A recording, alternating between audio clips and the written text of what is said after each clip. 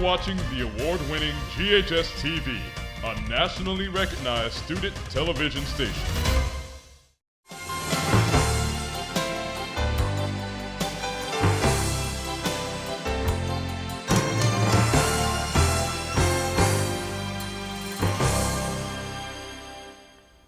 Welcome to Let's Talk Business. My name is Kelly Bolton, and thank you for tuning in as we have the distinct pleasure of hosting our community's foremost leaders, entrepreneurs, and civic heroes. Over the years on this program, we have talked with the keys about success in business, developing expertise, to crucial set your company apart from the competition. Centro has excelled in this aspect in so many other ways. We're honored to have Centro's president, Michael Gallagher, as our guest today to share his company's process for growth and success. So without further ado, please join me as I welcome Mike Gallagher. So let's talk business. So Mike, thank you for joining us. Tell me about Centro. I want to hear all about it. Well, thank you for the invitation. Well, thank you for coming. Centro was founded in 1970 by two gentlemen from the Mid-South area, from the Memphis area. And they worked together as partners for many, many years. In 2000, one of the partners decided to retire. The other partner brought him out. And later in 2001, the surviving partner realized that retirement was beginning to look very attractive to him. I had spent most of my life working for large companies, and I was very interested from about the age of 40 to take the business practices I had learned and use them in a company of my own. And so a friend of mine and I combined our resources, and we bought the remaining partner out in 2001. So the company today is more than 50 years old and has grown from a founding 50 years ago, more than 50 years ago, to servicing about 11 states and with revenue of about $66.5 million. Wow. Yeah. That's a lot of revenue. Yeah, it was a lot of growth. We've been really lucky. You've had a lot of growth, I understand, since you took it over in 2001. You know, the economy obviously ebbs and flows. And how have you handled that, and how has it affected Centro's growth over the years? We've had probably one real near-death experience, and that was COVID. And I'll talk about that in a minute. Yes, I'd love to hear about it. We bought the business in 2001, and in 2002, the beginning of our ownership, my partner and I, we spent 3 months really learning the business and figuring out who we had on our team. Jim Collins talks about running a business is like driving a bus, and the first thing you've got to decide is where the bus goes, and then you've got to get the right people on the bus, the wrong people off the bus, and the right people in the right seats. So that's what we did for the first 3 months. We also, during the first 3 months, had our first near-death experience because we lost $5,000 a day, every day. Oh, wow. For 3 months. So that's painful. It was. At the just before April 1st, 2002, the bank called and said, "Do you know what negative equity is?" And then he said, "Well, you don't really need to know because you're about to experience it." And I explained to him, I said, "We have a plan, we're implementing the plan," and we implemented the plan on April 1st, 2002. So if you want to reorganize a company, do it on April Fool's Day. April Fool's Day, exactly. And from that point forward, the plan worked. The plan worked. And I think the plan was important, but the most important thing, you can have a great plan, but if you don't have people who believe in it and want to execute it, it doesn't happen. And so that was a tough time. I mean, it was a tough time. I can't even imagine. Well, you take over a business and you start going negative, and that was obviously not part of the original plan when you bought this business, to lose $5,000 a day. To buy my half of the company, and I have to shout out for our friends at First Horizon Bank, To buy my half of the company, I cashed out my 401k, which if you get a chance to do that, don't ever do that. Right.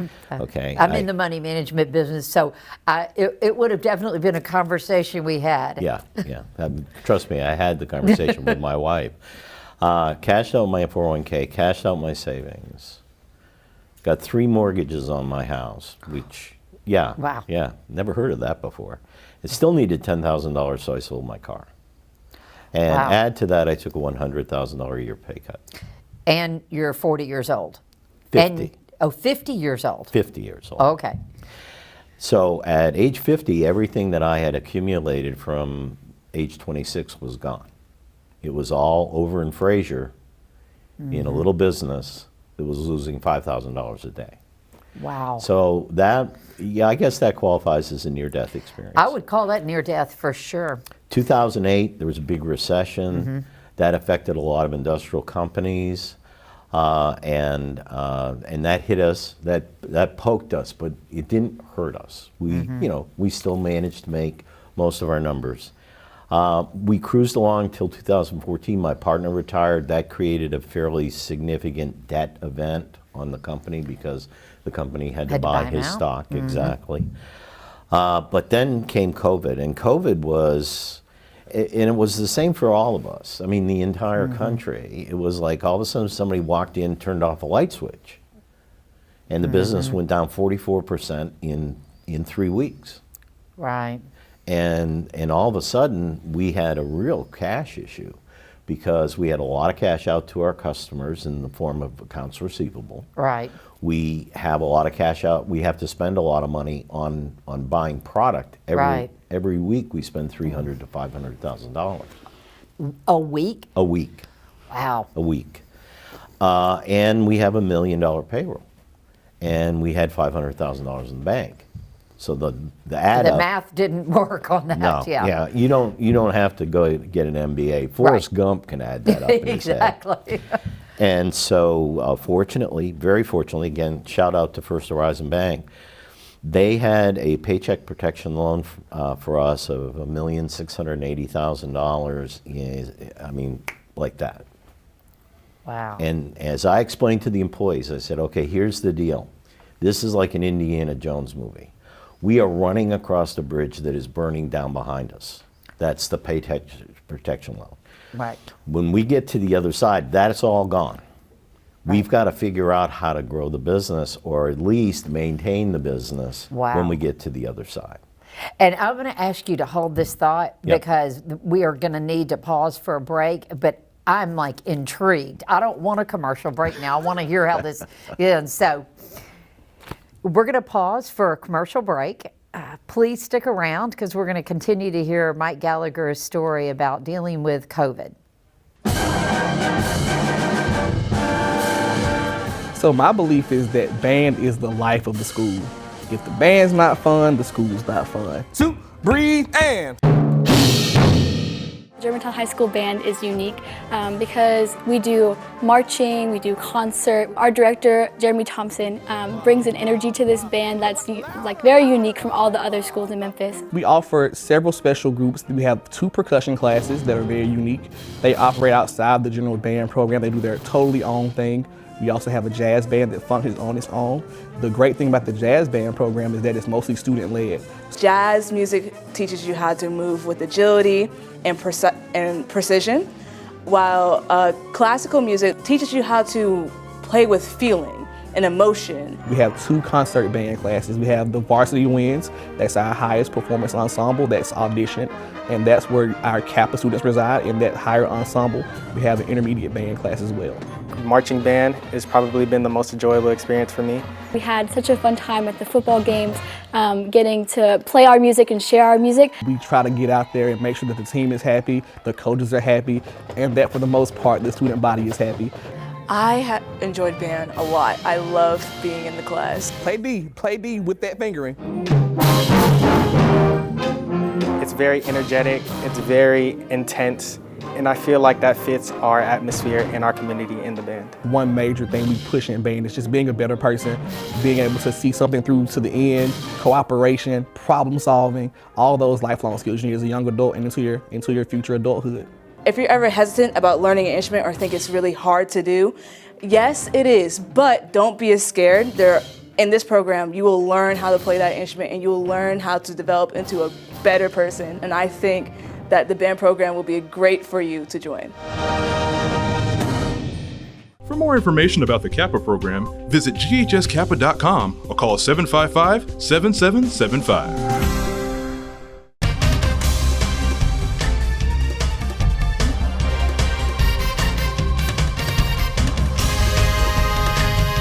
You're watching the award-winning GHS-TV, a nationally recognized student television station. Welcome back to Let's Talk Business. If you're just tuning in, I am Kelly Bolton, and today we have the distinct pleasure of talking with our guest today, Mr. Mike Gallagher, president of Centro Incorporated. Thank you for tuning in as Mike shares his insight on how Centro's strategies set themselves apart. So, as we're setting yourself apart, we're talking about the very intriguing topic of what happened to your business during COVID and this, payroll protection loan that you got. And you were just giving this great story about crossing the bridge and telling your employees that the bridge is burning behind you. And I can only imagine the feeling of running as fast as you can and seeing it coming at you, and you get to the other side and the whole thing collapses. Yep. So if you can continue on, I would love to hear this. I'll finish the story, bring it to a conclusion, then we can talk about another topic. So we got to the other side, okay? So the Paycheck Protection Loan has bridged us through for about 5 weeks. In that 5-week period, one of the things we did, our accounts receivable we had lost focus on accounts receivable.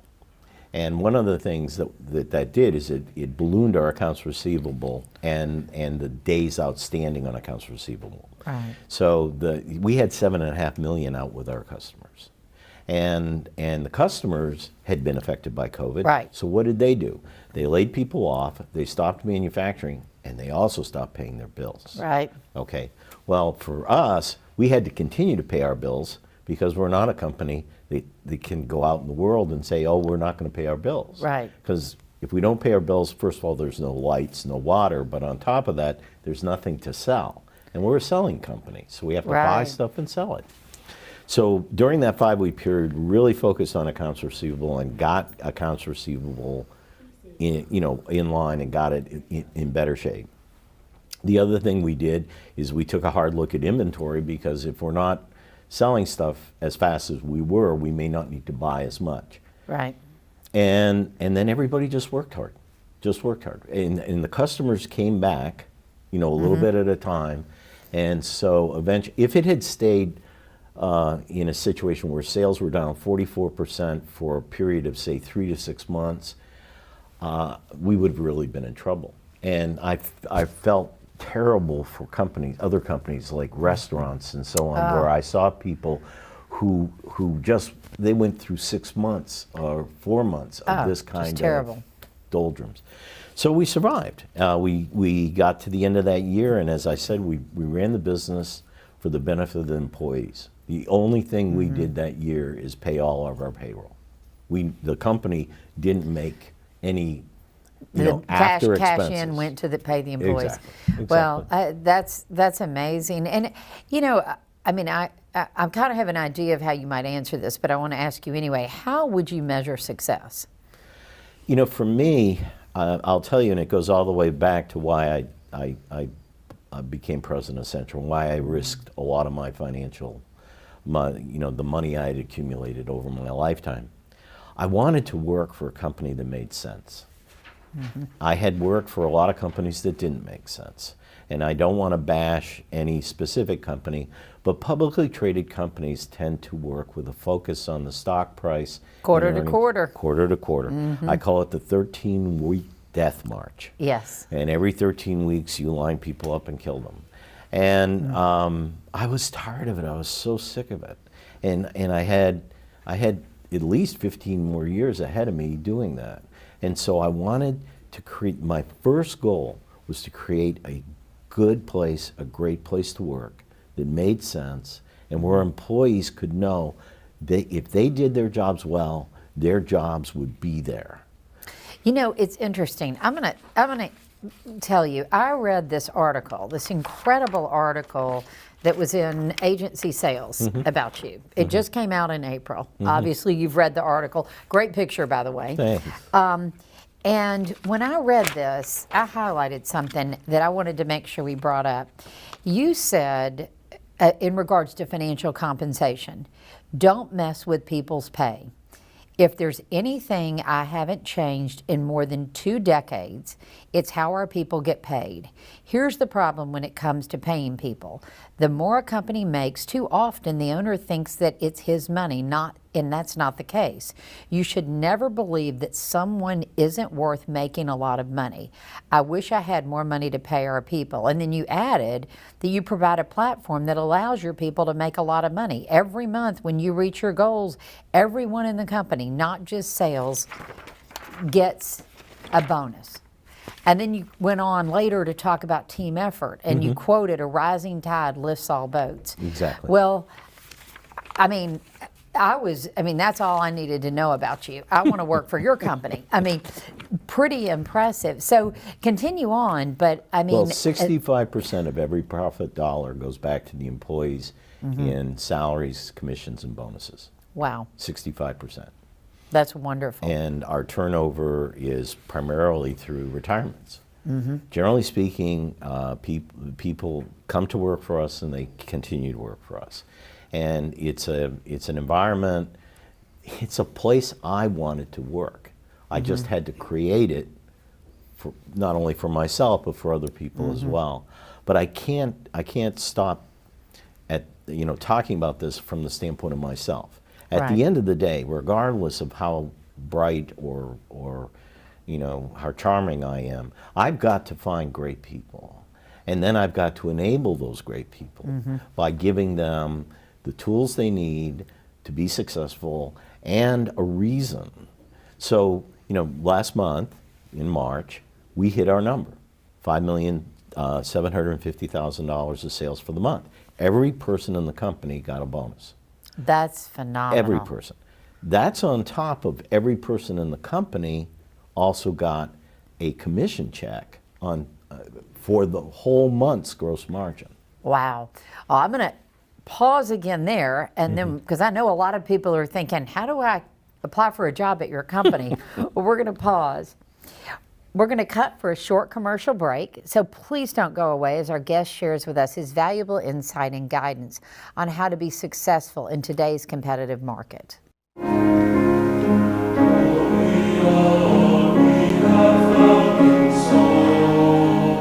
So choir is an excellent opportunity for you to engage in the music making process and to create relationships and bonds with your fellow classmates. I want it that way. I want it that way. What I like most about choir is I get to build relationships with other students, and a lot of the friends I have, I wouldn't have if it wasn't for joining choir. Come out of your shells for this. You'll have to be one solid unit. It's fun, it's real enjoyable. It's not so tense or anything. We're all there to enjoy what we love to do, which is sing. You get what you want, but not what you need. We have 4 vocal ensembles at Germantown High School. One of those is the a cappella group called the Aca Devils. Another is Cantabile, which is a beginner level mixed ensemble.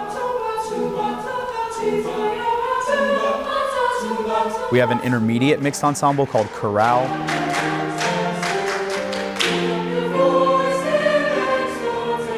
And then the 4th group is chamber choir, which is an advanced level SATV mixed group.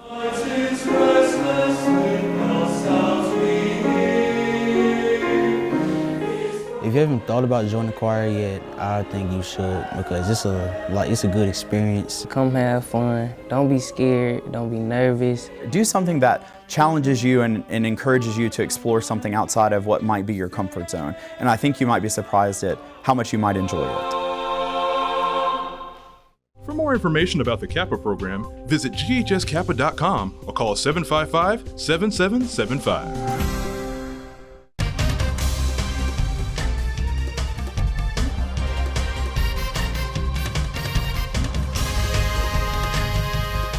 watching the award-winning GHS-TV, a nationally recognized student television station. Welcome back to Let's Talk Business. I'm so glad you could join us today. Today we have the pleasure of speaking with Mike Gallagher, president of Centro Incorporated. So thanks for tuning in. Mike, unfortunately this is our last segment, but as I mentioned during our commercial break, we're going to have to go to lunch because I'm very intrigued. I see a lot in my work, and I see a lot of people running businesses with different philosophies, and I must tell you, yours is probably at the top of my list for the best I've heard, you know, and I think it's putting people first, I think is so important. Absolutely. And, you know, your comparison between a public and private company, which sometimes has its good and its bad, as we talked about. But, you know, there's a lot of people out there that are looking for jobs. There's some people that are working remotely that really want to go into the office. There's some people that have been told to go back to the office that are saying, I don't want to go back to the office. Yeah. Now, I'm a little bit older. I know I look really young, but I'm a little bit older. And I'm thinking, well, if they want you to go back to work, you need the paycheck, so you need to show up. Yeah. But what advice would you give somebody that is looking for a job and somebody that that has a job that wants to be recognized and flourish in their job, whatever that job might be? Well, it's interesting. We're going through a sea change inside our company, and the sea change is, and you can tell by my gray hair that I'm over 70, and we're aging out. I'm not aging out, but a lot of other people. Exactly. And age is a state of mind. Exactly. We had a meeting with all of our employees in July last year. We brought everybody to Memphis. We went on a riverboat cruise. Glad we did that now because I guess it would be harder to do in the future. Yes. And one of the reasons we had the meeting is 43% of our employees have been with the company less than 6 years. So this is amazing to us. Yeah. And we're retiring, 4 or 5 people a year. So we've hired hired a very lovely young woman last week, and she's 22 years old. Wow. I know I have shoes at home that are older than she is. Yes. And she's coming to work for us in our e-commerce group, which is so super cool because it's the growth area of our company in the future, and quite frankly, she can career path into a number of jobs as we grow that business. Right. So for young people looking to start their careers, the first thing I always say is you've got to prepare for the interview. You've got to be, first of all, be on time and understand that your appearance and how you interact with people is going to have a lasting impression. First impression says a lot. It does.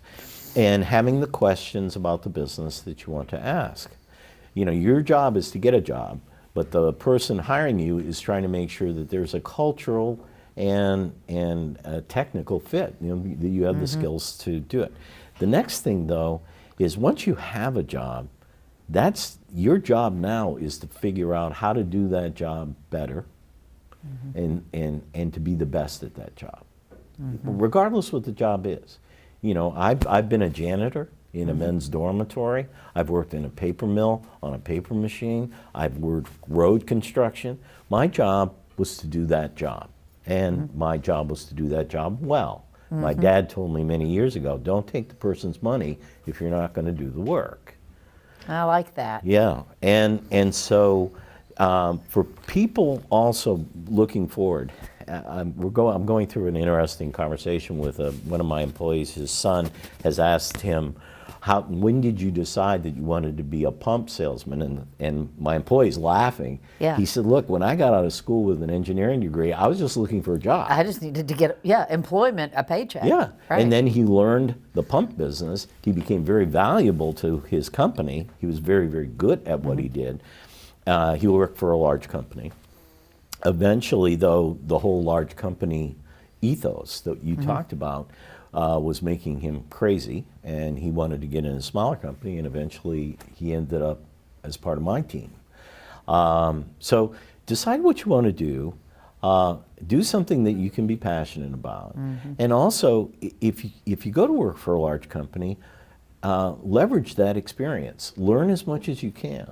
You know, learning the job you have is, especially early in your career, is not the only thing you need to learn. You need to learn someone else's job. You know, I remember talking to an advertising manager in the company, first company I worked for, and he was throwing away new golf shirts, brand new golf shirts, throwing them away. They were, I don't know how much they cost, but cases of them. And I said, why are you doing that? And he said, the logo, our company logo, was the wrong color. And I said, I don't know the name. He said, we have a standard. The standard is this. This is our, and I haven't changed this logo since I bought the company. Wow. And again, I learned branding from him.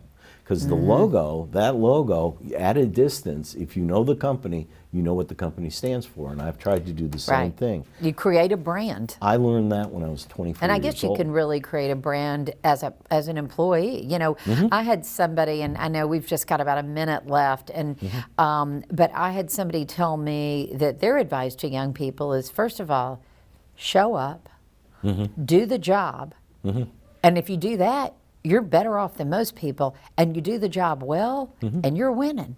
And be passionate. I've had the same job at Merrill for 37 years. I love my work. I mean, some days I'd rather sleep in, but I love what I do.